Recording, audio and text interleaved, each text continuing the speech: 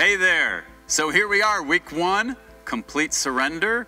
And I have a testimony to share with you, and then a scripture reference to go through. And then you'll have time to talk with your small group. And so let's see. Complete surrender. It's kind of one of those titles that is like, I don't know, Lord. Complete surrender. That's a little much. But here we are.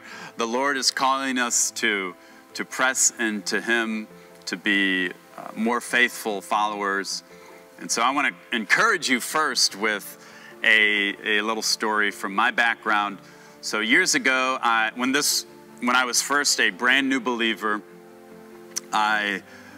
just radical things happened in my life. And so I know most of you that are watching are Jesus followers, so you can relate. I do want to recognize, though, that there are some watching that maybe you don't know what you believe, you don't know what your faith is. Someone asked you maybe to come to this small group and you just want to check it out, or you're watching these videos, somehow you got a hold of them and you just want to check it out and see what this Jesus thing is all about, what this Christianity is all about. So I want to recognize that some of you watching might not know what you believe, and that's cool.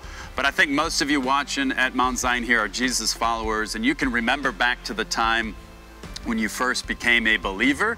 And so that's where I want to go back. I was older teen, in my later teen years, and I was working at this job, and I was talking with a guy, and I knew him somewhat well. I mean, we worked together, and one day he decided to just kind of open up and share about some deep struggles. And I listened, and then he asked me the question, so what about you? What are some of your struggles? And I was kind of taken back a little bit. I mean, he shared with me, but I wasn't anticipating that I'd have to share with him. But anyway, so I shared with him, and then it was just like in moments later, a great temptation came to me. And I was able to resist. I was a newer believer, and I was able to resist this temptation, and the Lord really strengthened me in that. And I remember kind of pondering that later on in the evening, that I was kind of like almost glad the temptation came, because I was like, it gave me this opportunity to do things the Lord's way and not my own way. So for many years I was doing I would have given in to this temptation, but I did not. And so I was just really thanking the Lord. And so when I was first a believer, I just remember these big things, whether it's a thought pattern, a habit, the way I talk. Like, there were very obvious things that I had to give to the Lord and surrender. And so I think back on those times, just and it encourages me, and also encourages me to be close with the Lord now, and not just think about, oh, remember when I was younger and I was fired up for Jesus, and now I'm older and things are kind of status quo, or I'm in a rut. So I sometimes like to think back on those moments, because it reminds me, the Lord reminds me, hey, you can be fired up for me now. I'm going to do amazing things all the time, all throughout your life. And so, yeah, I wanted to share that story with you. And then also I wanted to mention a scripture. So in the life of Peter, in Acts chapter 10, Peter is moving forward with the Great Commission. Remember, they're called to bring the gospel to the nations. And Peter feels real comfortable sharing Christ, sharing that good news with Jews, with his people.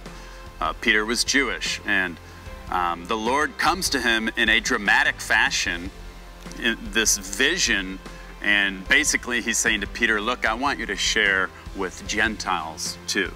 And so what I mean by Gentiles is, Peter, I want you to share with those who are non-Jewish. And Peter was not too comfortable with that.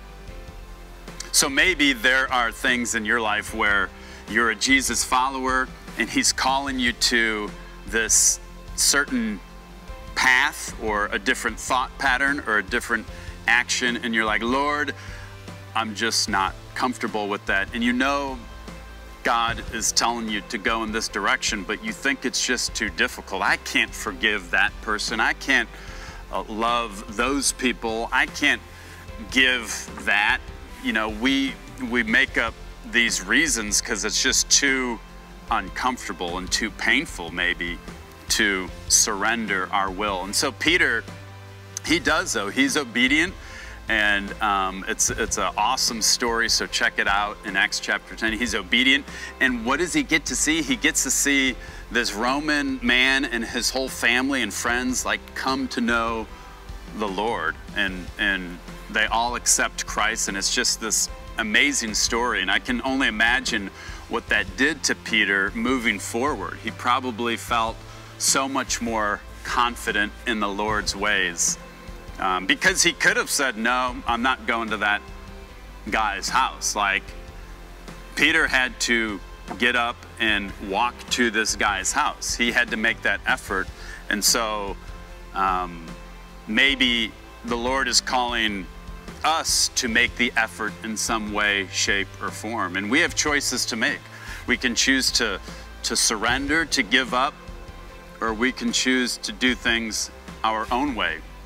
And for us to be revived and to be more like Christ, we've got to think about those areas in our life, those thought patterns that we need to just lay at his feet, to just give up our will and just surrender to his will. So I just want to encourage you with that. I want to challenge you with that. And thanks for listening. Peace.